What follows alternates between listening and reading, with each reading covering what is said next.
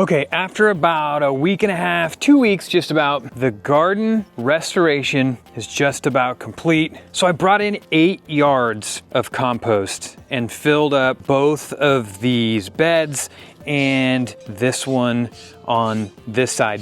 Now I did have irrigation running through the garden. Those lines had been tapped so many times that these lines were full of puncture marks from like 5 years. I'll stop for a second.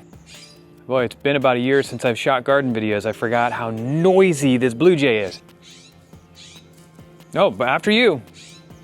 Anyways, the lines were full of puncture holes and it was just time to rip them all out and start over. As you can see with my bin here, 8-9 years ago when I first started this garden, every year I would dig this whole thing up and do soaker lines, if you're familiar. But it watered like every square inch of this garden, which is not good for the areas that doesn't have a fruit or vegetable planted in it. Man, that blue jay is driving me nuts. So about 5 years ago, I decided to dig proper irrigation where I brought up about 5 lines like this in each of my beds. And then I would run those all the way around 2 different parts of my garden. And then I would tap these into the line, which, like I said, is just a bubbler. You can adjust the head of this thing to dictate how much water it is giving. And this, combined with my stepping stones that I put inside my garden, means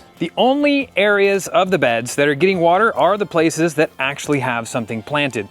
Everything else is not getting watered. And I'm not stepping on any of my bed areas unless there's a stepping stone. And it keeps the bed of my garden pretty weedless. Think of your garden bed soil like a sponge. You want it to stay nice and moist and hold in as much nutrients as possible. So if you take that sponge, you fill it with water and you set it down and nothing ever disrupts it, it's gonna hold that nutrients or water for a very long time. Now if you take that sponge, you set it down and it's an area you walk all the time and you step on it every single day, you're constantly squishing all of the goodness out of it. It's gonna become a dry, old, crusty, nutrient-less sponge. And that's exactly basically what's happening to the dirt in your garden beds every time you walk on it. All right, let's check this out. There it is. There's the finished product. I just hosed everything down, cleaned my little brick pathways off, and the new bottomless troughs over here. The real question is,